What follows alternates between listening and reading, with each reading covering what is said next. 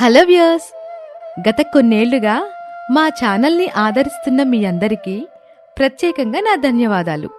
ఇక మీదట ఎటువంటి విరామం లేకుండా మీ అందరికీ కథలందించడానికి మేం సిద్ధంగా ఉన్నాం. ఇంతకు ముందులాగే ఈ అనామిక శారద కుటుంబాన్ని ఆదరిస్తారు కదూ? మేమందించే మంచి మంచి కథలను మీరు మిస్ అవ్వకుండా ఉండాలంటే వెంటనే మా ఛానల్ని సబ్స్క్రైబ్ చేసుకోండి. అనామిక రమేష్ల పెళ్లి ఘనంగా జరిగింది. అనామిక తల్లి సుశీలమ్మకి తన కూతురంటే ప్రాణం. కూతుర్ని వదిలి ఉండలేక పెళ్లి తర్వాత ఒకరోజు రమేష్తో ఒంటరిగా మాట్లాడాలని పిలుస్తుంది. బాబు రమేషు, నీతో ఒక ముఖ్యమైన విషయం మాట్లాడాలి. నా కూతురు అనామికని నేను ఒక క్షణం కూడా వదిలి ఉండలేను బాబు. మీ అమ్మ వాళ్ళకి ఏదో ఒకటి చెప్పి నువ్వు ఒప్పించు. మీరు మా ఇంటికి ఎల్లరకం వచ్చేలాగా ఏర్పాట్లు చేసుకో బాబు. మీకేమీ తక్కువ కాదు. ఇక్కడ మీరు ఎంతో సుఖంగా ఉండొచ్చు. నా మాట రండి బాబు, మీకు పుణ్యం ఉంటదే. సుశీలమ్మ అలా ప్రాధేయపడ్డం చూసి రమేష్ మనసు కరిగింది. తన అత్తగారికి తన కూతురి మీద ఉన్న ప్రేమను చూసి వెంటనే ఒక నిర్ణయానికి వచ్చాడు. అత్తగారు, మీరు నా మీద అంత నమ్మకం ఉంచినందుకు చాలా సంతోషం. మీరు కంగారు పడకండి. నేనేదో ఒకటి మా అమ్మ వాళ్ళకి చెప్పి ఒప్పిస్తాను. మీ కోరిక ప్రకారమే నేను ఇల్లరికం అల్లుడిగానే ఇక్కడికి తిరిగొస్తాను. ఆ మాట వినగానే సుశీలమ్మ ఆనందానికి అవధుల్లేవు. రమేష్ అత్తగారికిచ్చిన మాట ప్రకారం తన ఊరికి వెళ్లి తన తల్లిదండ్రుల్ని ఒప్పించాడు. ఆ తర్వాత అనామికను తీసుకుని తన అత్తగారింటికి ఇల్లరికం అల్లుడిగా చేరుకున్నాడు. అందరూ చాలా సంతోషంగా ఉన్నారు. ఇలా రోజులు గడుస్తున్నాయి. ఆ సమయంలో రమేష్కి ఉద్యోగం పోయింది. దాంతో తను ఇంట్లో ఏ పని లేకుండా ఖాళీగానే ఉంటున్నాడు. అది గమనించిన అత్తగారు సుశీలమ్మ ఓ రోజు రమేష్ దగ్గరికి వచ్చి మాట్లాడడం మొదలుపెట్టింది. బాబు రమేషు, నీకు ఉద్యోగం కూడా పోయింది కదా. ఇప్పుడు ఇంట్లో ఖాళీగానే ఉంటున్నావు కదా. కొంచెం ఇంటి పనుల్లో అనామికకి సహాయం చేస్తే తను హాయిగా వెళ్ళి ఉద్యోగం చేసుకుంటుంది కదా బాబు. మన కోసం తను పొద్దున్నే లేచి అన్ని పనులు చేస్తుంది. నా చూస్తేనేమో పని చేయడానికి ఒంట్లో సరిగా లేదు. నీకు మళ్ళీ ఉద్యోగం వచ్చిందాక నువ్వే కొంచెం అర్థం చేసుకో బాబు. సరే అత్తగారు, అలాగే చేస్తాను. అప్పట్నుంచి రమేష్ ఇంటి పనులన్నీ తనే చూసుకుంటున్నాడు. అది చూసి అత్తగారు సుశీలమ్మ చాలా సంతోషపడింది. కానీ రోజురోజుకి ఆమె ప్రవర్తనలో చాలా మార్పు వచ్చింది. ఇంటి పనులు చేస్తున్నాడన్న చులకనతో ఆమె రమేష్ని నానా మాటలు అంటూ ఉండేది. ఓ రోజు ఆమె అలా అనటం గమనించిన అనామిక తన తల్లిని, భర్తను నిలదీసింది. అమ్మా, నా భర్తని ఎందుకు నువ్వలా మాట్లాడుతున్నావు? ఆయన ఇక్కడేం పనోడు కాదు. ఆ తర్వాత అనామిక తన భర్త వైపు తిరిగి, ఏవండి, మీరు మా అమ్మ చెప్పిన ప్రతిదీ ఎందుకు వింటున్నారండి? ఆమె మిమ్మల్ని తక్కువ చేసి మాట్లాడుతుంటే మీరు మౌనంగా ఎందుకు పనులు చేస్తున్నారు? ఇందులో తప్పే ఉంది అనామిక. మన పని మనం చేసుకోవడంలో తప్పే ఉంది చెప్పు. అత్తగారేమీ నన్ను ఇబ్బంది పెట్టట్లేదు. నేను మన ఇంటి కోసమే కదా కష్టపడుతున్నాను. ఏవండి, మా అమ్మ సంగతి నాకు బాగా తెలుసు. మా అమ్మ లాభం లేకుండా ఏ పని చేయదు. మిమ్మల్ని ఇల్లరికం తీసుకొచ్చింది, అంతవరకు బానే ఉంది. కొన్ని రోజులు మిమ్మల్ని బాగా చూసుకుంది, అది కూడా బాగుంది. కానీ ఇప్పుడు మీకు ఉద్యోగం లేదని పని మనిషిగా అనిపిస్తుంది. ఆ పనులన్నీ మీ చేత చేయిస్తుంది. అది మీకు అర్థం అవుతుందా? అనామిక, నీకేమైనా పిచ్చి పట్టిందా? ఎందుకు అలా మాట్లాడుతున్నావు? అల్లుడు గారిని నేను తక్కువ చేసి ఎందుకు చూస్తాను? ఉద్యోగం లేక ఖాళీగా ఉంటే దిగులు పడతారని ఏదో ఒక పనిలో ఉంచుతున్నానంతే. అవునమ్మా, మరి పని మనిషిని ఎందుకు మానిపించేశావు? అల్లుడిని పనాళ్ళలో చూడడం నీకు అలవాటైపోయింది. ఆయన మంచితనాన్ని నువ్వు వాడుకుంటున్నావు. ఆ పనామేక, ఈ ఇంట్లో ఉండాలంటే నా పద్ధతుల్లో ఉండాలి. ఇల్లరికం వచ్చాక ఇంటి బాధ్యత పంచుకోవడంలో తప్పులేదు. చదువుకున్నాడు నెత్తిని పెట్టుకుంటే ఇప్పుడు పని చేయమంటే అది తక్కువైపోయిందా? పద్ధతి అంటే పని వాళ్ళ చూడడం కాదమ్మా. ఏమండి, ఇప్పటికైనా మీకు అర్థమవుతుందా? మా అమ్మ మిమ్మల్ని కేవలం ఒక ఫ్రీ పని మనిషిలా చూస్తుంది.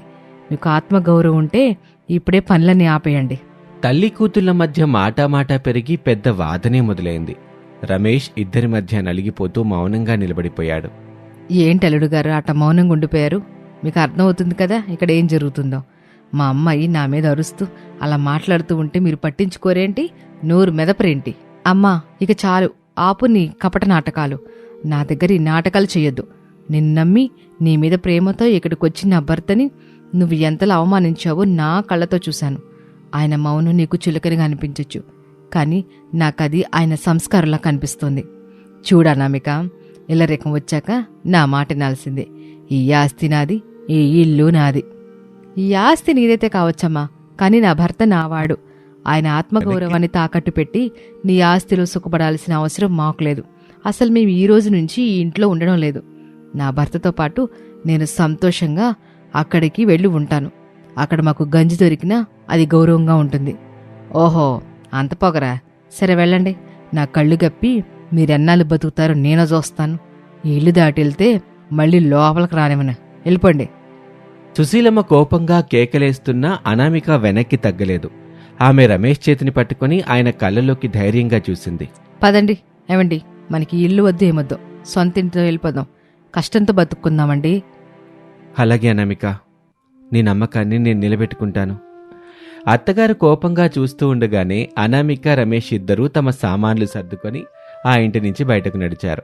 సుశీలమ్మ ఇంటి నుంచి బయటకొచ్చిన తర్వాత అనామిక రమేష్ కాసేపు మౌనంగా నడిచారు. రోడ్డు మీదకొచ్చాక అనామిక ఆగి రమేష్తో ఇలా అంటుంది. ఏమండి, మనం ఇప్పుడు నేరుగా మీ పుట్టింటికి వెళ్తే అక్కడందరూ ఏమైందని ఖచ్చితంగా అడుగుతారు. ఇక్కడ జరిగిన విషయాలని చెప్పి రెండు కుటుంబాల మధ్య తవ్వులు పెట్టడం నాకు ఇష్టం లేదు. మనకి ఈ మధ్యనే పెళ్ళయింది, మనం సంతోషంగా ఉన్నామని మీ అమ్మ వాళ్ళు అనుకుంటున్నారు. ఇప్పుడు వెళ్ళి ఆ ఆనందాన్ని చెడగొట్టడం ఎందుకు?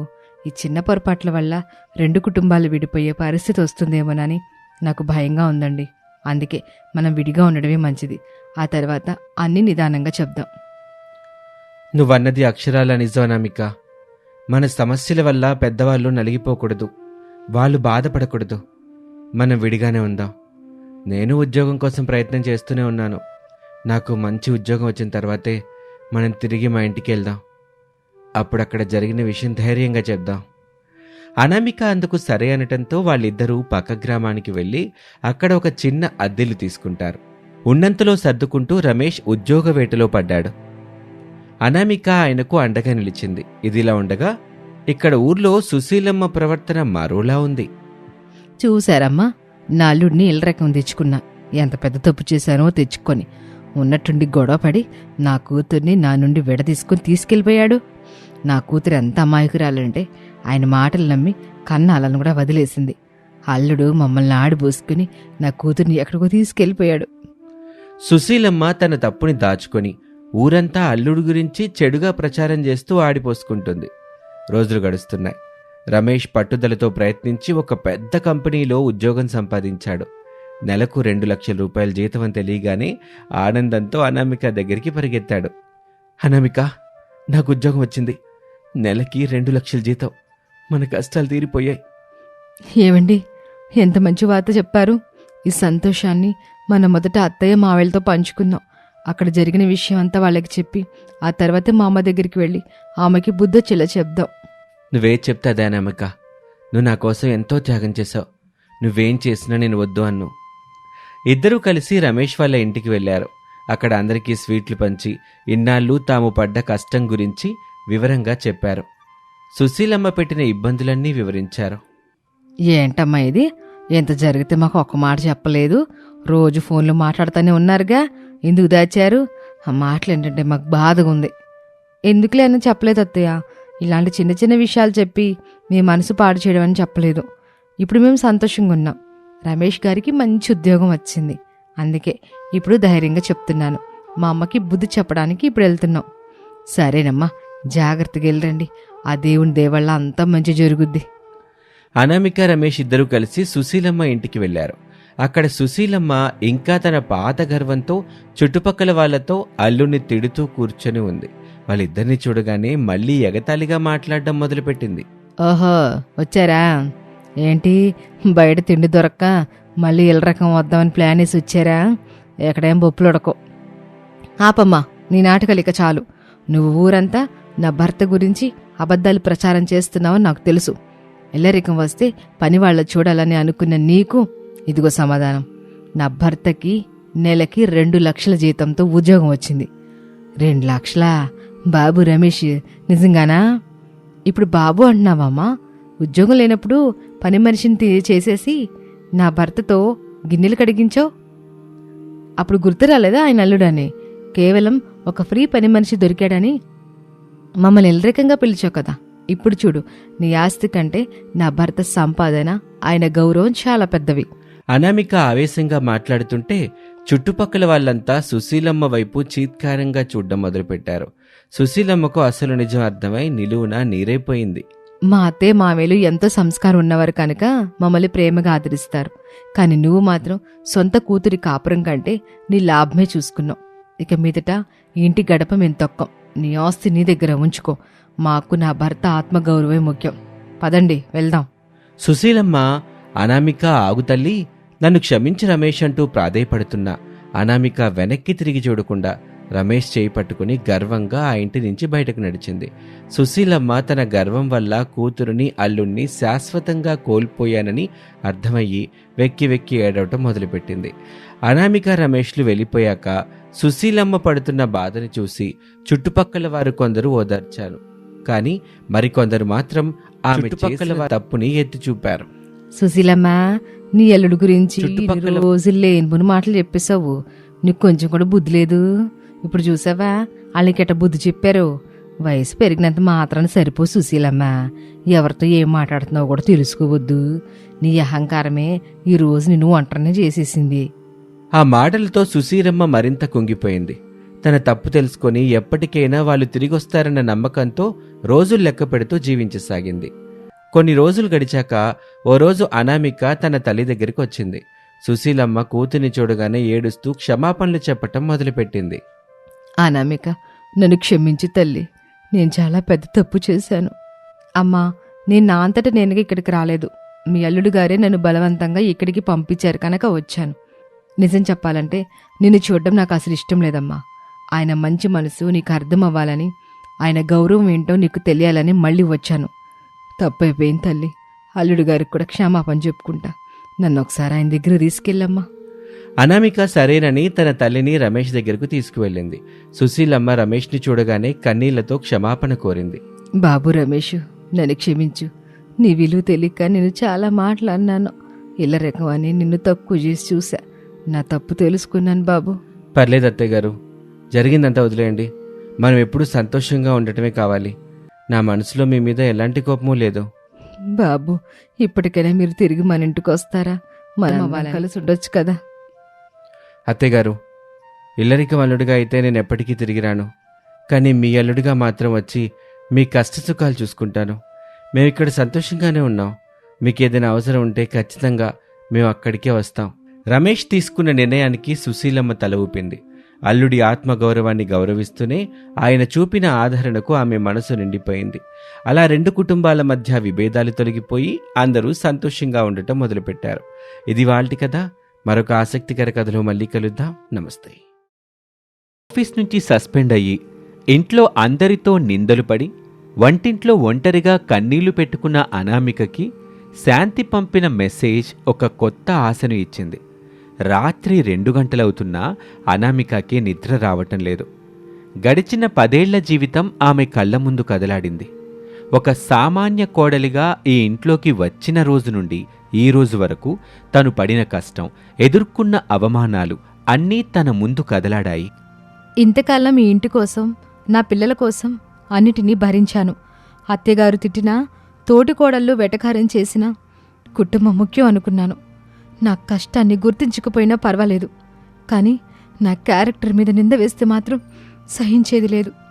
నా మౌనం నా బలహీనత అనుకున్నారు. కానీ రేపుదయం అనామిక అంటే ఏంటో ఈ ఇంటికి, ఆఫీస్కి తెలియాలి. ఒక మధ్యతరగతి స్త్రీ తలుచుకుంటే ఏ స్థాయికైనా వెళ్ళగలదని నిరూపిస్తాను. తెల్లవారుజామున ఎప్పటిలాగానే అనామిక నిద్రలేచింది. వంటింట్లో పనులన్నీ పూర్తి చేసింది. ఎప్పుడూ అలసటగా ఉండే ఆమె ముఖంలో ఈరోజు ఒక రకమైన గాంభీర్యం ఉంది. అది చూసి శారద కూడా ఆశ్చర్యపోయింది. యావే, ఉద్యోగం పోగానే మళ్ళీ పాత బుద్ధులొచ్చాయా? ముందే లేచి వంట చేస్తున్నావు? ఇదంతా నిన్ననే చేస్తే బాగుండేది కదా. ఆ 10 లక్షలు ఎక్కడ దాచావో చెప్తే నీకు పుణ్యం ఉంటుంది. లేదంటే మీ ఆఫీస్ వాళ్ళు పోలీసులు కంప్లైంట్ ఇస్తారంట.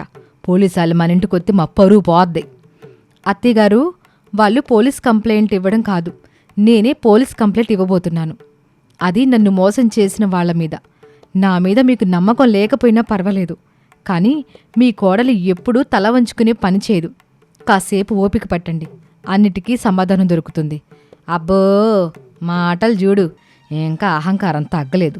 10 లక్షలు కాజేసుకోడా ఇంత ధైర్యంగా మాట్లాడుతున్నావంటే నీ వెనక ఎవరున్నాడో చూడాలి. చూద్దాం నీ ఆటలు ఎన్ని రోజులో. ఉదయం 9 గంటలకి అనామిక హుందాగా ఆఫీస్కి వెళ్ళింది. ఆమెతో పాటు శాంతి కూడా ఉంది.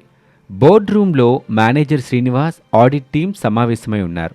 రవి అక్కడ విజేతలా కూర్చొని అనామిక రాగానే ఒక వెటకారపు నవ్వు నవ్వాడు.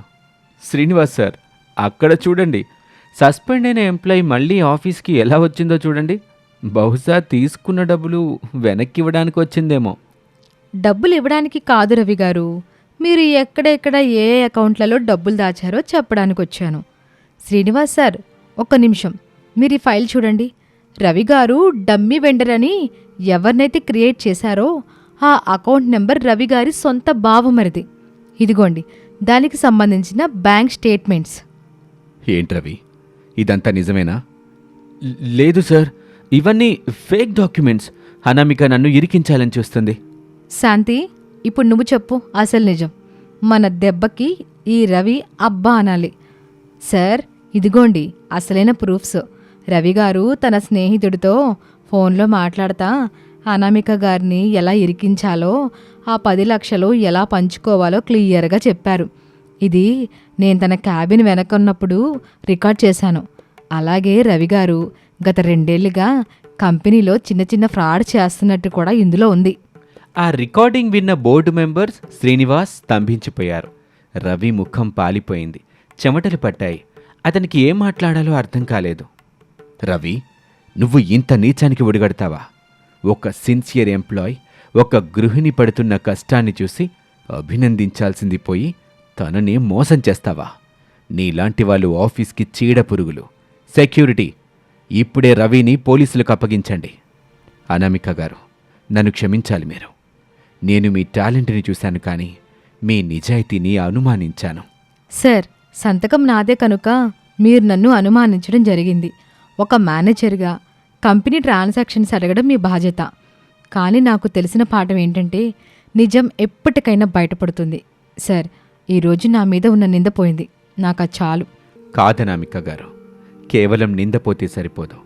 మీరు ఈ కంపెనీకి జరిగిన 10 లక్షల నష్టాన్ని ఆపారు. మా కంపెనీలో ఉన్న దొంగను పట్టించారు. ఇప్పుడే మీ నిజాయితీ చూసి మేమందరం ఒక నిర్ణయం తీసుకున్నాం. మా కంపెనీ ఇప్పుడు కొత్తగా మొదలు పెడుతున్న మహిళా సాధికారత గ్రోసరీ వింగ్కి మిమ్మల్ని చీఫ్ డైరెక్టర్గా నియమిస్తున్నాం. మీ శాలరీ ఇకపై నెలకి 60,000 రూపాయలు.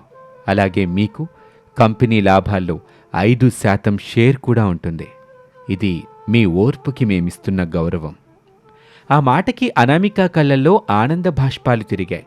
10,000 జీతం కోసం మొదలైన ప్రయాణం ఇప్పుడు ఈరోజు 60,000 డైరెక్టర్ స్థాయికి చేరుకుంది. 3 పిల్లల తల్లిగా, ఒక మధ్యతరగతి కోడలిగా ఆమె సాధించిన అతిపెద్ద విజయం ఇది. ఇక సాయంత్రం అనామిక మళ్ళీ అదే ఆఫీస్ కారులో ఇంటికొచ్చింది. ఈసారి కార్ ఆమె ఆఫీస్కి వెళ్ళినప్పటికంటే ఇంకా వేగంగా, ఇంకా హుందాగా వచ్చి అక్కడ ఆగింది. కిటికీలో నుంచి చూస్తున్న అవని, అంజలి బిత్తరపోయారు. చూడంజలి, ఏమికి అసలు సిగ్గే లేదు. ఉద్యోగం పోయినా మళ్ళీ ఆ కారులోనే వచ్చింది. బహుశా కార్ని కంపెనీకి అప్పగించే ముందు ఒకసారి ఊరంతా తిరుగుదామని అనుకుందేమో. అవునక్క, రీల్స్ చేయడానికి కూడా పనికిరాదు ఇప్పుడు తన ముఖం. ఈరోజు తనని ఎలా ఆడుకోవాలో నాకు తెలుసు అక్క. అనామిక లోపలికి నడిచింది. హాల్లో శారద, ప్రసాదు, రమేష్ అందరూ అనామిక కోసం ఎదురుచూస్తున్నారు. రమేష్ ముఖం తలవంచుకునుంది. తన భార్యను నమ్మలేకపోయానన్న గిల్టీ ఫీలింగ్ అతనిలో స్పష్టంగా కనిపిస్తుంది. ఏవే, కార్ ఇంకా నీ దగ్గరే ఉందా? మీ కంపెనీ వాళ్ళు నిన్ను ఇంకా అరెస్ట్ చేయించలేదా? అత్తయ్యగారు, జైలుకి వెళ్లాల్సింది నేను కాదు, నన్ను ఇరికించిన ఆ రవి. తను చేసిన తప్పు ఒప్పుకున్నాడు. ఇప్పుడు పోలీస్ స్టేషన్లో కటకటాల వెనుకున్నాడు. ఆఫీస్ మేనేజ్మెంట్ అంతా నా దగ్గరకు వచ్చి క్షమాపణ కోరారు. అనామిక మాటలకి ప్రసాద్ ఆనందించాడు. నిజమా తల్లి? నాకు తెలుసమ్మా, నా కోళ్ళే తప్పు చేయదని. రమేషు, చూసావా అనామిక ఎంత ధైర్యంగా నిలబడిందో?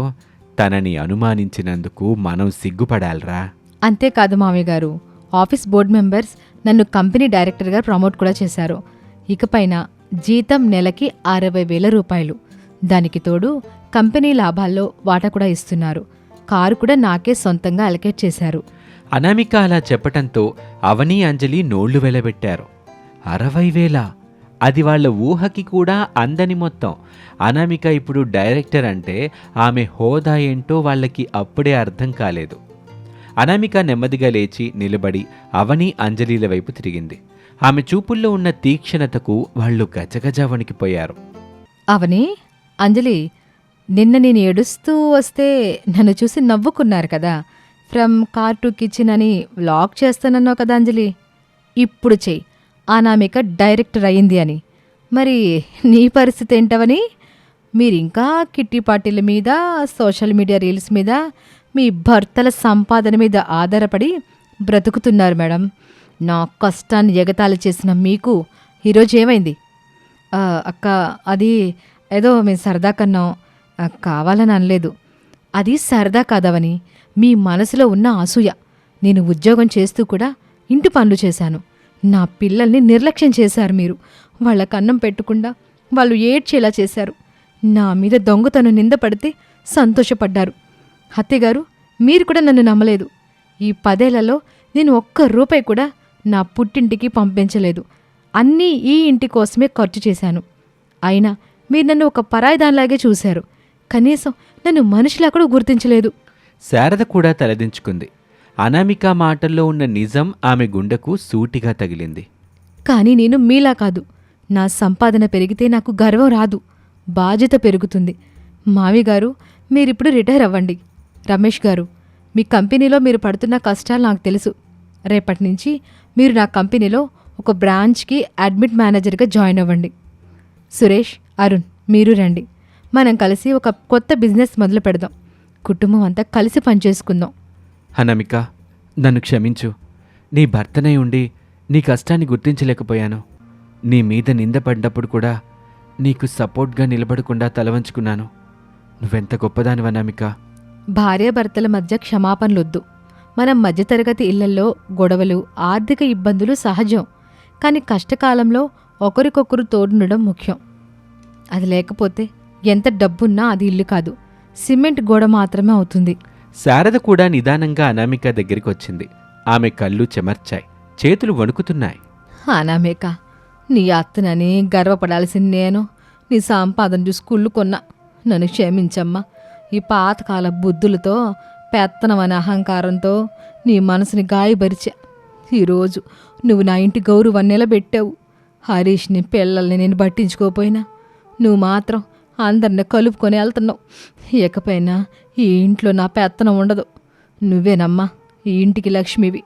నువ్వే ఈ ఇంటి యజమానురాలివి. నాకు నీ ప్రేమ ఉంటే చాలు తల్లి. నేను కూడా రేపు నుండి వంటగదిలో నీతో కలిసి పనిచేస్తాను. అత్తయ్యగారు, మీరు వంటగదిలోకి రావాల్సిన అవసరం లేదు. మన ఇంట్లో పనుల కోసం ఒక మనిషిని పెడదాం. మీరు హాయిగా పిల్లలతో గడపండి. అవని, అంజలి, మీకు కూడా ఒక అవకాశం ఇస్తున్నాను. మీకు నచ్చిన బిజినెస్ ఏదైనా ఉంటే చెప్పండి. నేను పెట్టుబడి పెడతాను. కానీ సోమరితనం వదిలేసి కష్టపడి పనిచేయడం నేర్చుకోవాలి. అప్పుడే మనిషికి విలువ ఉంటుంది. అవని, అంజలి అనామిక కాళ్ల మీద పడ్డారు. వాళ్ల కళ్ళలో పశ్చాత్తాపం కనిపిస్తుంది. అక్క, మమ్మల్ని క్షమించక్క. నీ విలువ మాకు ఇప్పుడే తెలిసింది. ఇకపై మేం కూడా నీలాగే బాధ్యతగా ఉంటాం. ఇంట్లో అందరం కలిసి పనిచేస్తాం. అవునక్క, నా రీల్స్లో ఇకపై మన ఫ్యామిలీలే ప్రేమనే చూపిస్తాను. ప్రపంచంలో బెస్ట్ అక్క అని టైటిల్ కూడా పెట్టేస్తాను. థ్యాంక్ యూ అక్క. కొన్ని నెలల తరువాత ప్రసాద్ ఆ పాత పెంకుటిల్లు ఇప్పుడు ఒక అందమైన ఆధునికమైన భవనంగా మారింది. కానీ ఆ ఇంట్లో ప్రేమానురాగాలు అలాగే ఉన్నాయి. సాయంత్రం వేళ అందరూ తోటలో కూర్చుని టీ తాగుతున్నారు. హరీష్ ఇప్పుడు క్లాస్ ఫస్ట్ అవడమే కాదు, ఒక స్కూల్లో సైన్స్ ప్రాజెక్ట్కి అవార్డు కూడా గెలుచుకున్నాడు. నవ్య, భవ్య సంతోషంగా ఆడుకుంటున్నారు. అనామిక, ఈరోజు బిజినెస్ పేపర్లో నీ ఇంటర్వ్యూ చూశానమ్మా. మధ్యతరగతి మహిళల విజయానికి సూత్రం ఓర్పు, కుటుంబ సహకారం అని చాలా బాగా చెప్పావు తల్లి. నీ ఐడియా వల్ల వందలాది మంది మహిళలకి ఈరోజు ఉపాధి దొరికింది. అవును మావయ్య గారు, మన మధ్యతరగతి మహిళలకి ఓర్పు, సహనం దేవుడిచ్చిన వరాలు. అవే మనల్ని ఏ స్థాయికైనా తీసుకెళ్తాయి. మొదట్లో నేను రూపాయి కోసం కష్టపడ్డాను. కానీ ఆ కష్టం వెనుక నా పిల్లల భవిష్యత్తు ఉందనే నమ్మకం నన్ను నడిపించింది. కుటుంబం అంతా కలిసుంటే ఆకాశమే హద్దు. అవునమ్మా, నా కాళ్ళ అనామిక ఈ ఇంటికి వచ్చిన రోజున నేను తనని ఒక పేద కోడలుగా చూశా.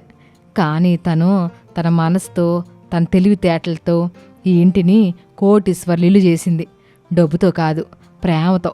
ఈరోజు మా ఇంటికి డైరెక్టర్ కోడలు దొరికిందని ఊరంతా గొప్పగా చెప్పుకుంటున్నా. అనామిక రమేష్ వైపు చూసింది. రమేష్ కళ్ళల్లో గర్వం, ప్రేమ కనిపిస్తున్నాయి. అనామికకు అర్థమైంది తన పోరాటం ఫలించింది అని. ఒక సామాన్య గృహిణిగా మొదలై ఈరోజు ఒక సక్సెస్ఫుల్ బిజినెస్ ఉమెన్గా నిలబడ్డమే కాదు, విచ్ఛిన్నం కాబోతున్న తన కుటుంబాన్ని మళ్లీ ఒక్కటి చేసింది. ఎన్నో ఆటుపోట్లను ఎదుర్కొంటూ తమ కుటుంబం కోసం కష్టపడే ప్రతి మహిళకి ఈ కథ అంకితం. మరొక ఆసక్తికర కథలో మళ్ళీ కలుద్దాం. ఈ కథ మీకు నచ్చితే లైక్ చేయండి, మీ ఫ్రెండ్స్కి షేర్ చేయండి, మీ అభిప్రాయాన్ని కామెంట్ రూపంలో తెలియచేయండి. Thank you for watching.